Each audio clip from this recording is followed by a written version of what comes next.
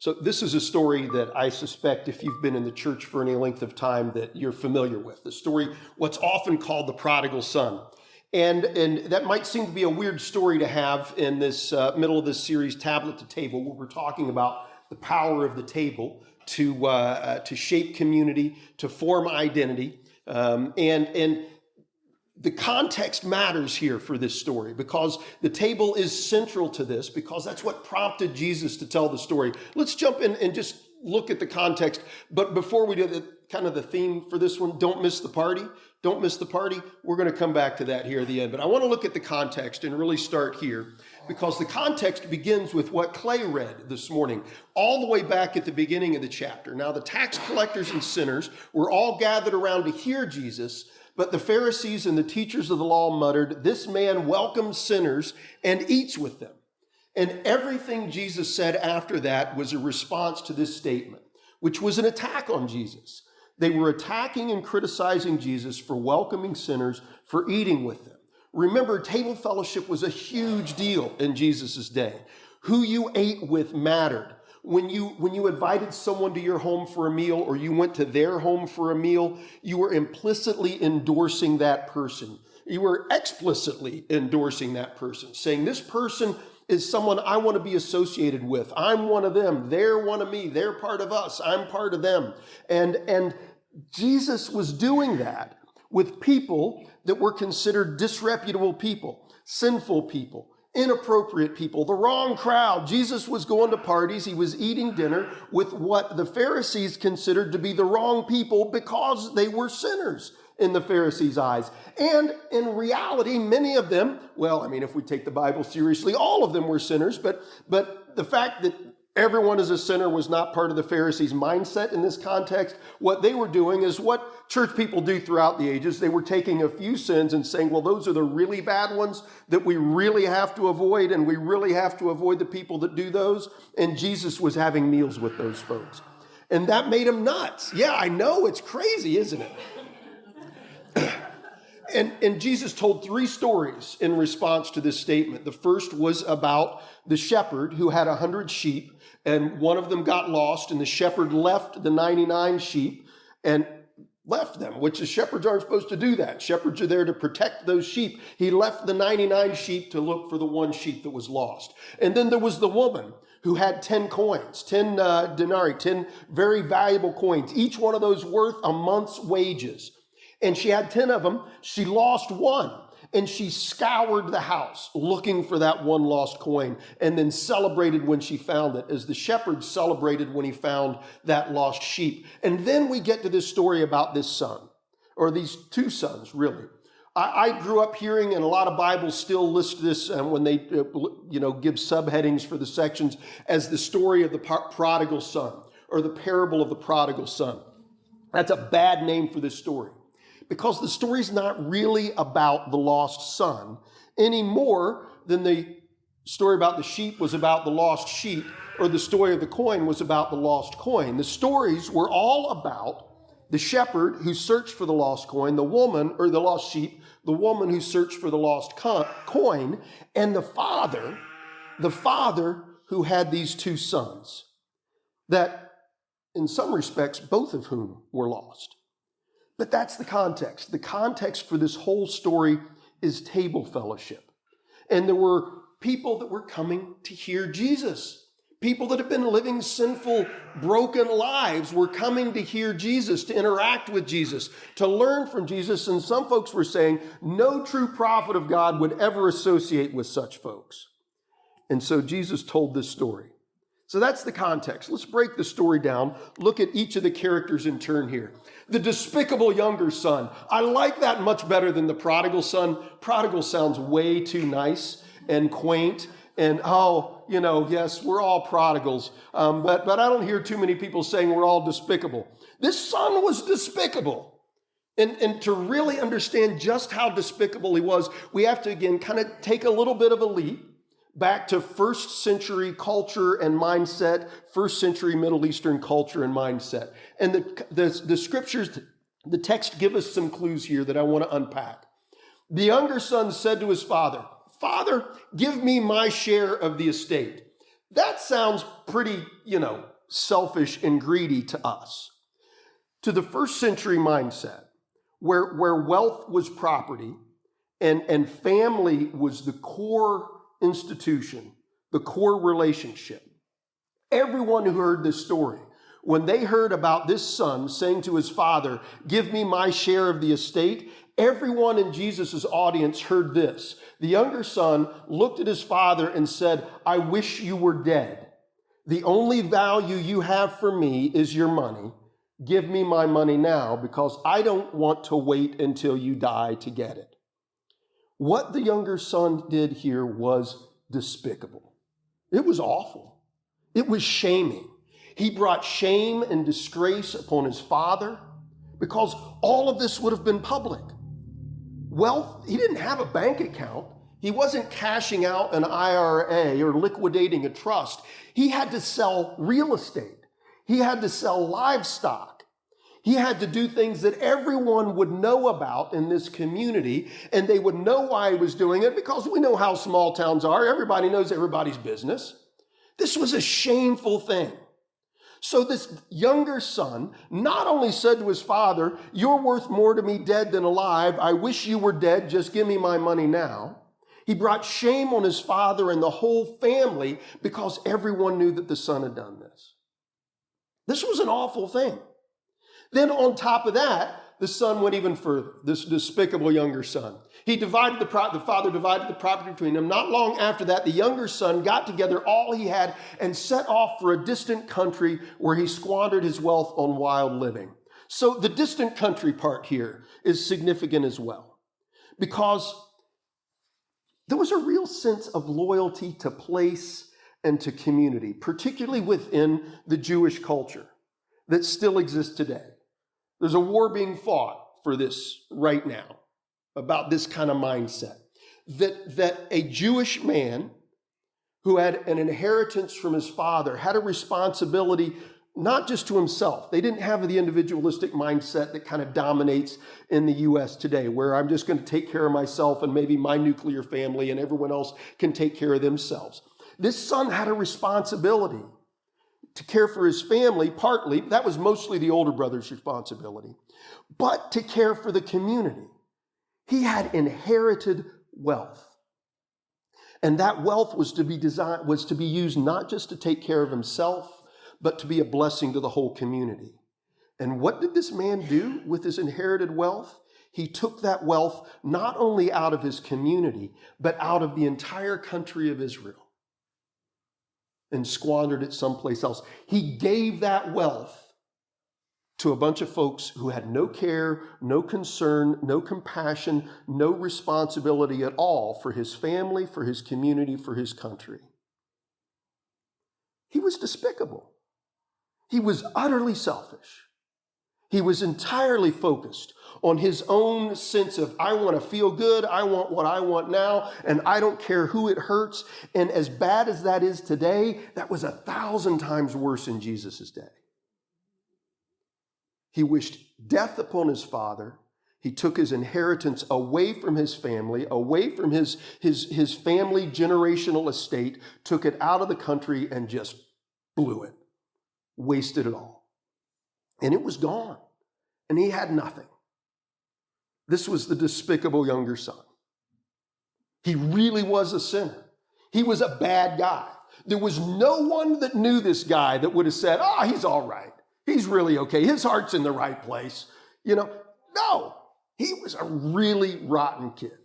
He really was. Let's stop for just a reality check on this too, because this is important. We got to deal that Jesus was not talking about, well, this kind of stuff, it wasn't that bad. This was really that bad. There's a reality check here. People make bad decisions that have consequences that are destructive and painful. That is part of the human experience. We all make some bad decisions at some point in time. We all make decisions that cause pain and heartache to others. But the simple fact is there are some people that make really bad decisions that cause lots of pain and lots of destruction for the people around them. And this younger son was one of those folks. Now, the next character, the second character we encounter in the story is the ridiculously gracious father. I had originally put here the foolishly gracious father. I couldn't bring myself to leave that in there. But in some respects, Jesus' audience would have thought the father was foolish in the way he responded. He was not obligated to do what he did for that younger son. Let's take a look. Well, not too far. He was not obligated to liquidate his assets. He was not obligated to. His son had done a very offensive thing. His son had dishonored him. You remember those 10 commandments? Honor your father and your mother, which is the first commandment with promise that your days will be long on the face of the earth. Honor, one of the top 10. That word honor doesn't just mean respect. It carried with it a financial obligation. Honor your father and your mother meant financially care and provide for your parents when they need it. And the son had abandoned that. This is one of the top 10. And the father let him do it. He could have had him punished. He could have had him stoned to death for this. But instead, the father just gave him all the wealth. He gave it to him, ridiculously gracious. We don't see him reprimanding the son. We don't see him scolding the son. We don't see any of that. He just gave him gave the son what his son asked for. And then when his son comes back, the father does this while he was still a long way off. His father saw him and was filled with not anger, not frustration, not shame, not regret, but compassion. And he ran to his son. Running in Jesus' day and age was for children and servants. An adult male, particularly one who apparently had a very sizable estate, would never run anywhere. Utterly shameful. You just wouldn't do it. It'd be like wearing a Speedo to a funeral. You just wouldn't do it. That ridiculous, that shameful. But this father loves this son who had been so despicable. He loves him so much that he runs to meet him. He runs, shaming himself further in the eyes of the community, threw his arms around him and kissed him. He didn't run out to shame him. He didn't run out to scold him. He didn't run out to judge him. He didn't run out to condemn him. He ran out to hug him and to kiss him and to receive him as his son. Then the father said to the servants, quick, get the best robe and put it on him. Put a ring on his finger. These are not things you do for someone that you want to shame and humiliate. These are what you want to do when you want to say, this is my family, this is my kid, this is my son. Let's get our clothes on him. Let's get my ring on his finger. So everyone in the community knows he's fully restored to complete and total status as my son in this family. No consequences, no punishment, no condemnation. Bring the fattened calf and kill it. Going to spend more money on this son who has already squandered so much. You know, I love a good dead animal. I do. They taste so good.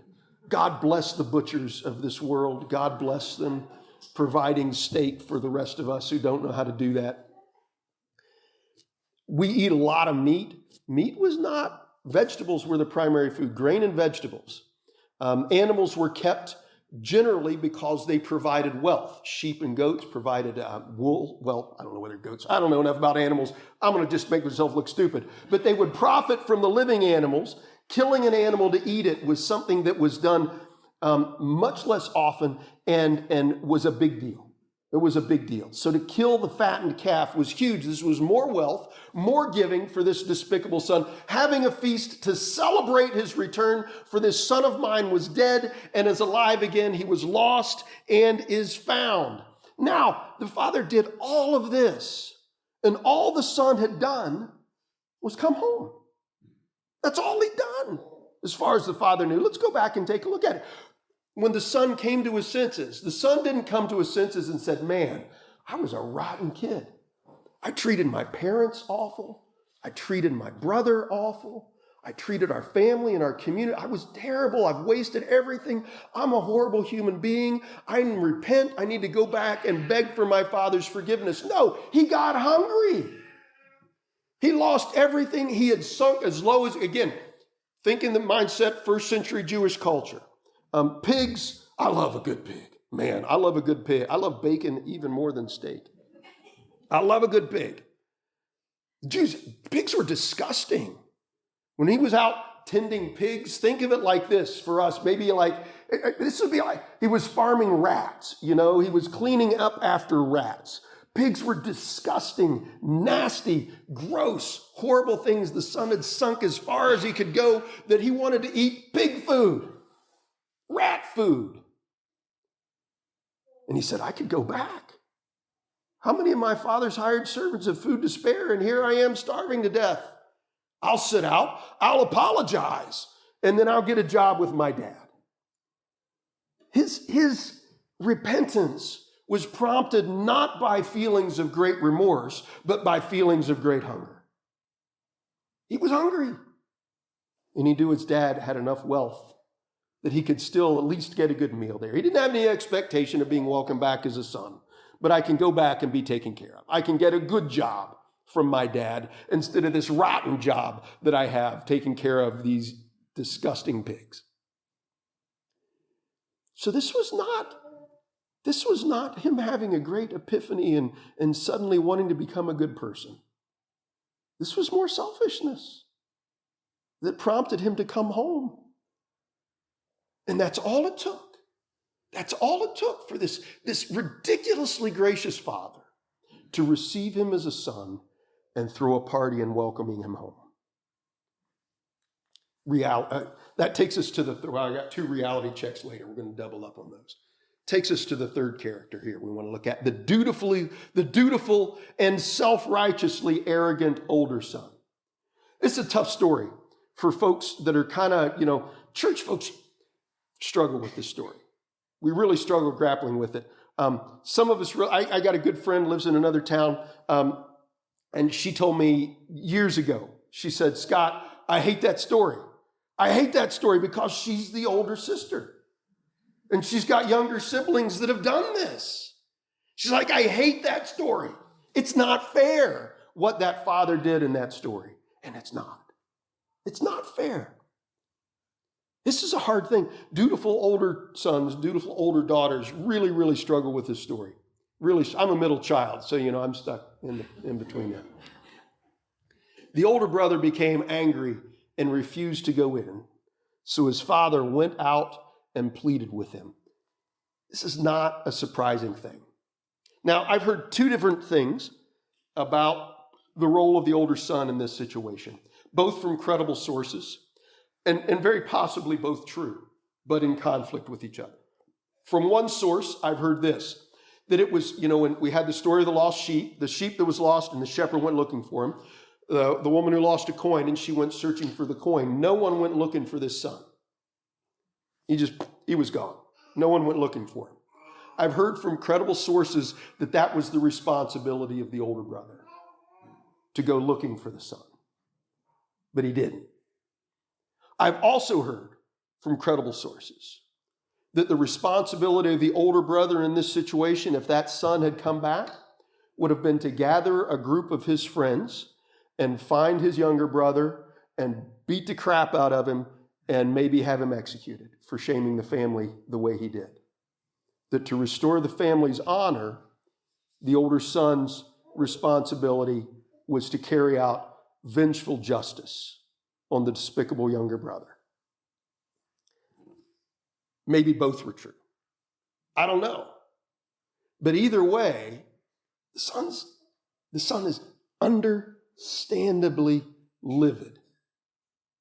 He's always done the right thing. He's always been there for his dad. He's worked hard. His younger brother left, so now he's got more work to do. He's doing his job and his younger brother's job, taking care of business, taking care of the family, taking care of his parents, doing all of the things he's supposed to do. And his father's never thrown a party for him, never killed the fatted calf for him, never celebrated this lifelong sacrifice that he's made. It's understandable. This brother brought shame on their whole family, and now his father is welcoming him home, not even as just a servant, but as a full-fledged member of the family again. The older brother's livid, and it's not surprising that he's livid. He's got some rationale, some justification for being livid. It's a reality check here, is it's hard to forgive. It is very hard to forgive. when people hurt us, it is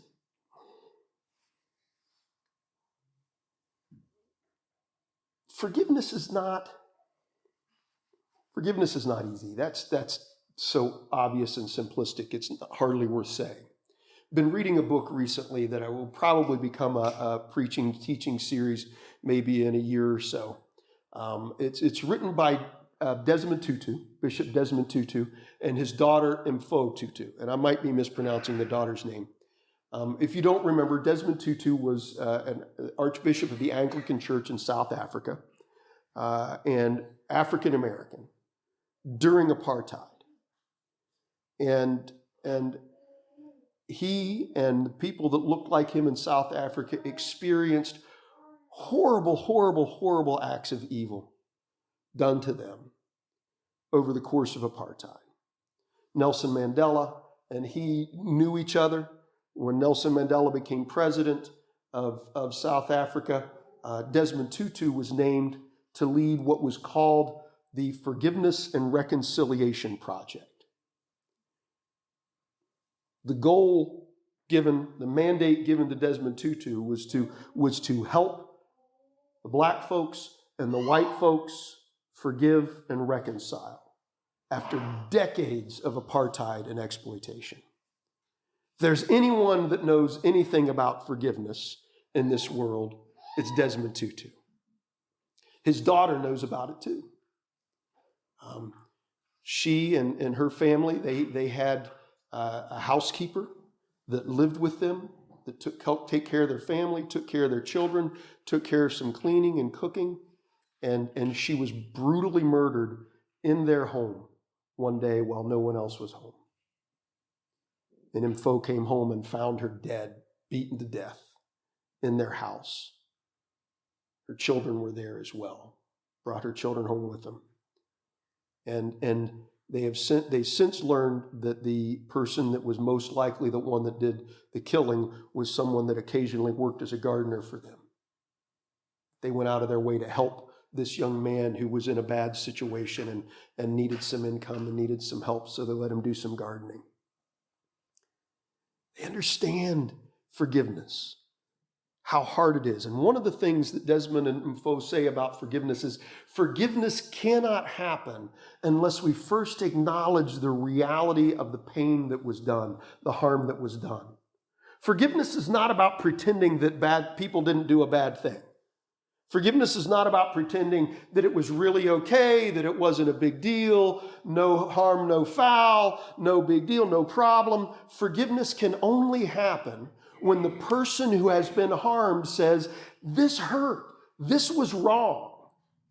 You did a really awful thing, and it caused a lot of pain to me and to people that I love and to my family. There is no forgiveness without that. Forgiveness is hard. The other reality check. We'll get to this one in a second too. So his father went out and pleaded with him. My son, the father said, you are always with me, and everything I have is yours. But we had to celebrate and be glad because this brother of yours was lost and is found. He was dead and is alive again.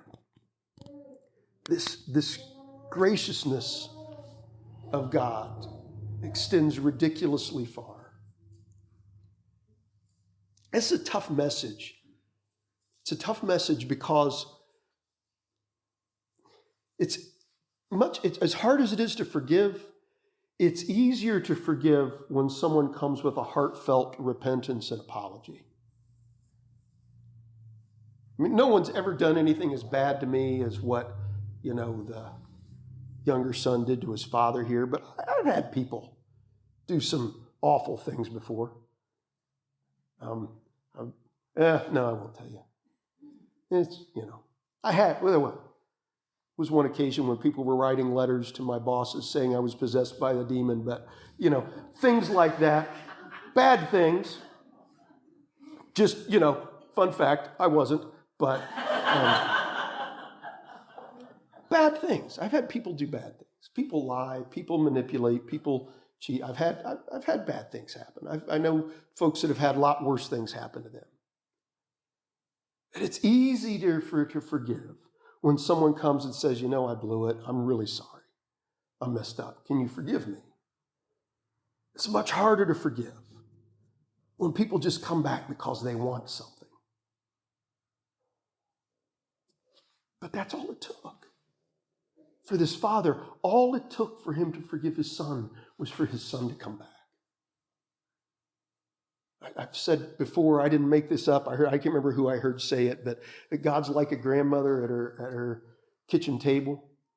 When her grandkids come in, it's however long it's been, whatever they've been doing while they're gone, she's always glad to see them. Always welcomes them back. And this is that image of God. A shepherd looking for his lost sheep, a woman looking for her lost coin, this father who forgives his son who has done despicable things just because the son comes back. God's grace extends ridiculously far. We're left with this question. Will you come to the party? See, the older son is outside, and he's still mad. And his father comes out and he says, son, I love you. You can't doubt that I love you. Know that everything I have is yours. But your brother was dead. Now he's alive. He was lost. Now he's found. And that's where the story ends. That's where Jesus ends the story. And so the younger brother are out there with the Pharisees, left to decide, am I going to come to the party? Now, this is all very theological. It's all very abstract so far. I need to make it concrete and specific. If we as a church want to grow, if we really want to see these pews full on a Sunday morning and the walking trail full and the yard and the basketball courts and all of this happening with lots of folks coming from all over, we have to diligently guard against older brother syndrome. We've got to guard against that. I want you to think about this. Surveys done by people who do these things and they know their job and they do it well tell us that in the United States, 80% of church growth is transfer growth. That means if you see a church in the area growing, it's more than likely that 80% of their folks that are coming there are just people coming from another church to go to that church. Which is not an awful thing. I believe if people leave a church I'm pastoring because they're irritated with me and they go to another church, then there's no loss for the kingdom. That's net even for the kingdom. I also don't feel particularly thrilled when people come from another church because they're irritated with the pastor there and join a church I'm pastoring, because that's also no growth for the kingdom. Net zero. I think there's a reason why 80% of church growth is transfer growth, is because so many of us in the church really do struggle with older brother syndrome. We have a really hard time welcoming the people that a week ago thought we were morons just for being here. People that have really been behaving badly. People that really have made bad decisions that have caused pain and destructive consequences for themselves, for their families, maybe for us. But if we are going to grow in the way the church was growing around Jesus, we as folks who have been in this church thing for a while, we need to be willing to come to the party. To celebrate the folks when they come, even if they're not coming because, oh my goodness, Jesus showed up to me in my dreams and I realize I'm a sinner and I've come to just be just like you all. But if they come because they want candy, or they want to play basketball, or they want to walk on the walking path, and at first it's just because they want something, that's okay. That's okay. That if they've done really awful things, That's never okay. But Jesus says we got to forgive anyway. And we'll talk more about forgiveness. Forgiveness is not about forgetting. Forgiveness is about acknowledging the harm and just giving up our right for revenge and our right for punitive justice. We don't have to like everyone that comes. We do have to love them. We do have to receive them. We do have to welcome them. I'm going to say this. Say one more thing. I'm always afraid of saying this. I'm going to step back and maybe crouch down a little behind. But I say this knowing full well I'm a church person. I've been a church person my earliest memory is of church. The number one reason people don't come to church is the people who do.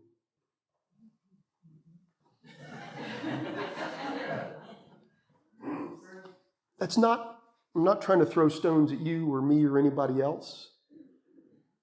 But people are afraid they're going to get judged. People are afraid they're going to get condemned.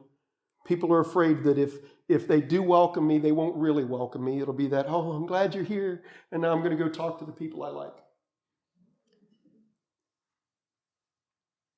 The father went out of his way to make sure that younger son, as despicable as he had been, the father went overboard, extravagantly out of his way, so that son would know you are still part of this family.